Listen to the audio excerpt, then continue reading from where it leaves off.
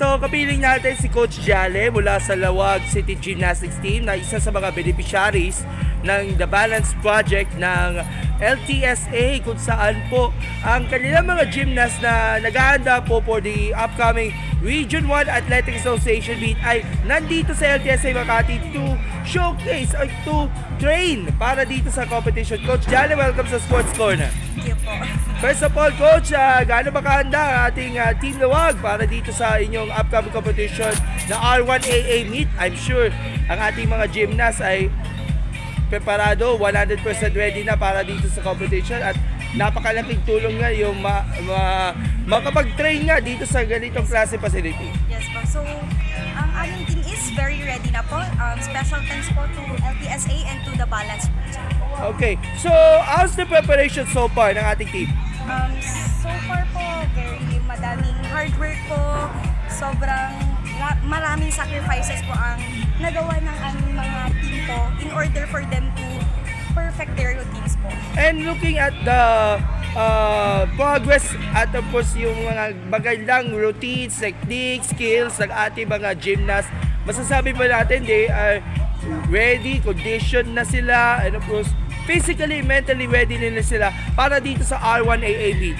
Yes po, they are mentally ready, they are physically ready na rin. So, ilan yung mga gymnasts na kasali dito sa R1AA? So, bale lahat po sila.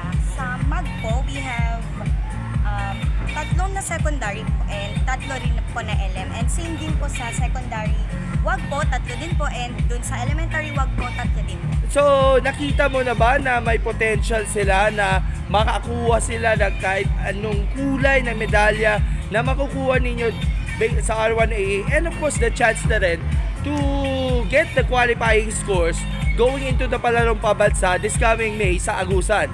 Hopefully, yes po. Oo. And of course, based sa inyong assessment, nakita mo naman may mga times na nagkulang ba ng team, may mga improvements na inyong ginawa, at of course, nasiyahan ka ba dito sa inyong magandang evolution ng ating mga players na rin to be ready nga para dito sa R1AA? Yes po, sobrang happy po, sobrang na-overwhelm po kasi, sorry po. Take two po. Okay po. So, na-overwhelm po ako sa mga nangyayari ngayon po kasi sobrang layo po ng progress nila. From last year po na skills po nila, sobrang layo po talaga.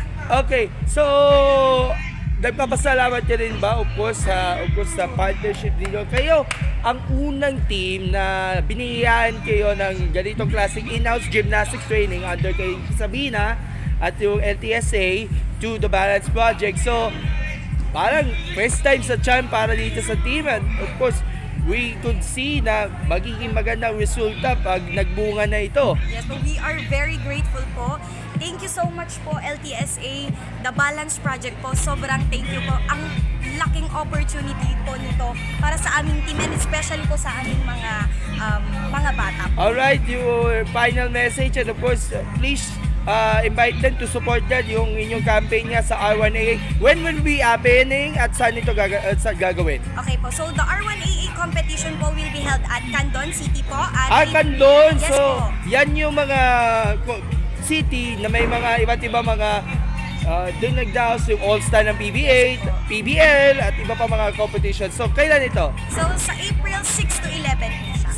6 to 11. 6 to 11 po. Please show your support sa ating mga followers natin. So, please po come and support our team po for the upcoming R1AA po. So, the competition po will be on April 6. April 9 to 10 po ang aming competition day po. So, April please 9 to 10. So, Yes. good luck and bring home the bacon, syempre. Thank you And we hope na mapalanunan na yung mas maraming medals at makakwalify sila sa palaro pabansa. Thank you so much po.